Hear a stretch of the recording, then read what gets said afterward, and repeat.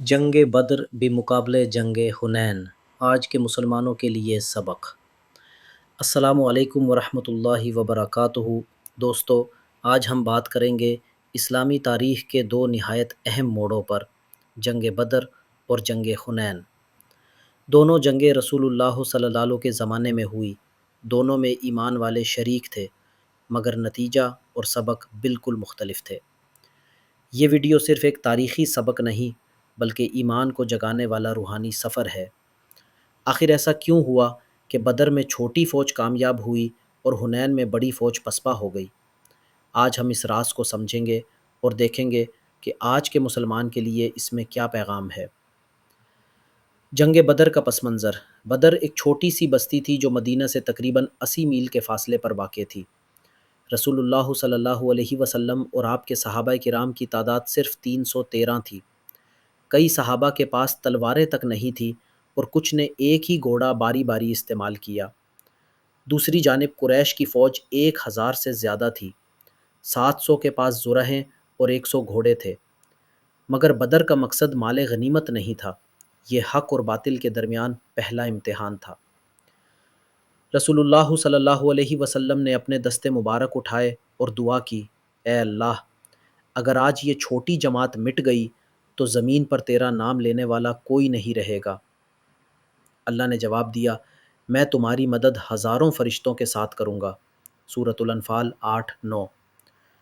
سوچئے، 313 مجاہد، جن میں کچھ جوان، کچھ بوڑھے، کچھ غلام، مگر سب کے دلوں میں ایک ہی یقین تھا، ہمارے ساتھ رسول اللہ ہیں اور اللہ ہمارا مددگار ہے۔ حضرت علی، حضرت حمزہ اور حضرت عبیدہ نے میدان میں اولین فتح حاصل کی، پھر پوری فوج نے ایمان اور جوش کے ساتھ لڑائی لڑی۔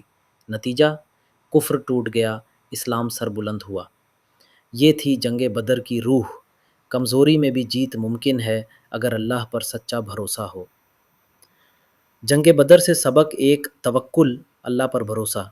جب سب کچھ خلاف ہو تب بھی یقین قائم رکھو۔ دو، اتحاد۔ صحابہ ایک جسم کی مانند تھے، کسی میں غرور یا برتری نہ تھی۔ تین، صبر و شکر۔ ہر مشکل میں صبر، ہر کامیابی میں شکر۔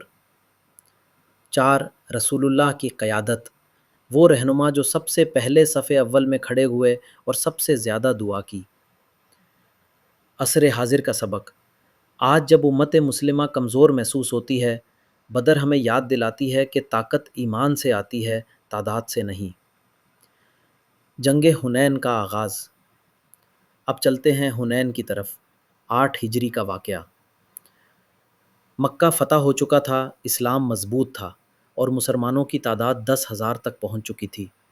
دشمن قبائل تھے ہوازن اور ثقیف، جو اسلحہ اور قوت دونوں میں ماہر تھے۔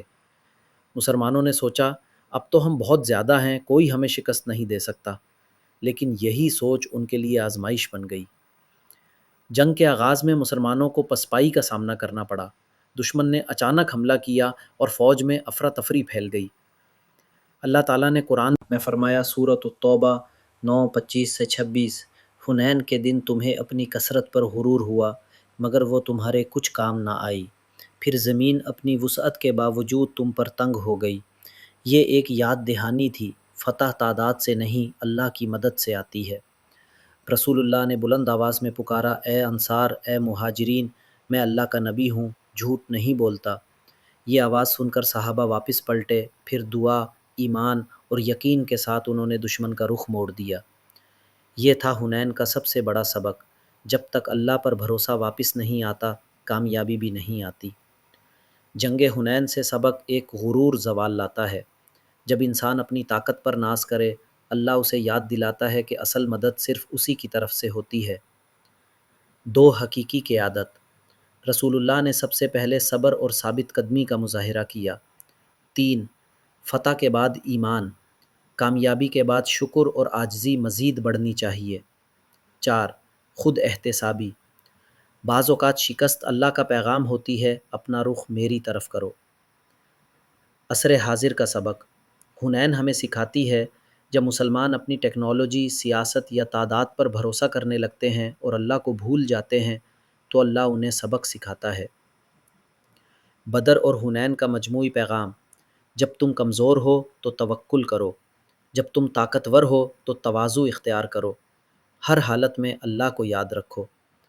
آج کے مسلمان کو اپنے دل سے یہ سوال کرنا چاہیے، کیا میں بدر والا مومن ہوں یا حنین والا مغرور؟ اگر ہم اپنا رخ درست کر لیں تو بدر کی روح دوبارہ زندہ ہو سکتی ہے۔ اگر یہ ویڈیو آپ کو پسند آئی ہو، لائک کریں، چینل کو سبسکرائب کریں اور کمنٹس میں لکھیں کہ کس سبق نے آپ کے دل پر سب سے زیادہ اثر کیا۔ جزاکم اللہ خیرن دوستو، ملتے ہیں اگلے ویڈیو میں جہاں بات ہو گئی جنگ احد، ایمان کا امتحان۔